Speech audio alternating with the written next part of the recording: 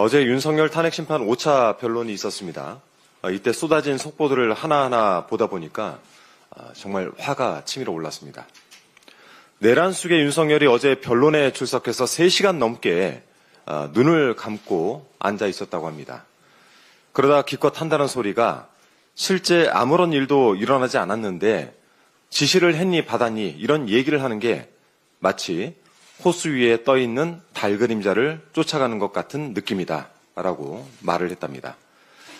이런 걸 두고 자다가 봉창 두드린다 라고 표현을 합니다.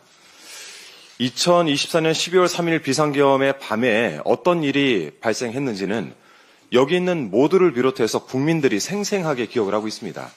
그런데도 아무 일도 없었다라고 거짓말을 하면 이건 정말 천벌을 받아 마땅하지 않겠습니까? 문득 윤석열이 계엄 당시 유혈 사태나 인명사고가 있었냐라고 반문했던 일이 떠오릅니다. 혹시 그런 참혹한 상황까지 시나리오에 써두었는데 무위에 그쳤기 때문에 없던 일로 간주하기로 한 것인지 묻지 않을 수가 없습니다. 국회의 기물이 무참히 깨지고 국회의원들이 담장을 넘다 부상을 입고 국민께서 국가적 폭력 앞에 서야만 했던 일 정도로는 성에 차지 않았던 겁니까? 지시를 했니 받았니 라는 표현 속에서 윤석열 본인이 지시하는 것이 없다라는 인식이 엿보입니다. 지시한 것이 왜 없습니까? 비상계엄을 선포했던 것 자체가 국민을 향한 오만한 지시였습니다. 총을 쏴서라도 문을 부수고 들어가서라도 국회의원들을 끌어내라 라고 한 것도 윤석열의 위법적인 지시였습니다. 심지어 어제 변론에서 윤석열 본인이 김용현 전 국방부 장관에게 선관위에 군을 보내라고 얘기하며 지시한 사실을 인정하지 않았습니까?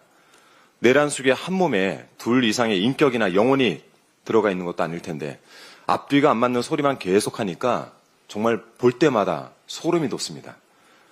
달그림자를 운운한 대목은 정말 논평할 가치조차 없습니다. 이 와중에 국민의힘은 내란 속의 대변인을 자처하고 있습니다. 윤석열 일반 접견이 시작되면서 그 옥중 메시지가 면회자들의 입을 통해서 전달되고 있습니다. 그제 국민의힘 권영세 비대위원장, 권성동 원내대표, 나경원 의원이 윤석열을 면회했습니다. 그 면회 직후 나경원 의원이 언론을 향해서 윤석열이 말한 계엄 선포 이유 등을 전달을 했습니다. 한 언론 보도에 따르면 2월 윤석열 면회 일정이 꽉 차 있다고 하는데 앞으로 전원의 형식으로 내란 속의 일방적 주장과 망상이 끊임없이 전해지게 될 텐데 언론에서도 여기에 대해서 철저하게 사실 확인을 하기를 부탁드립니다. 고작 내란범의 말이나 옮기려고 정치인이 되었는지 저는 도무지 반성이라고는 국민의힘에게서 찾아볼 수가 없습니다. 국민께서 윤석열의 헛소리를 겨우 참아가면서 보고 듣는 것은 계엄과 내란이란 위법적이고 폭압적인 행태를 선명하게 기억하기 위해서입니다.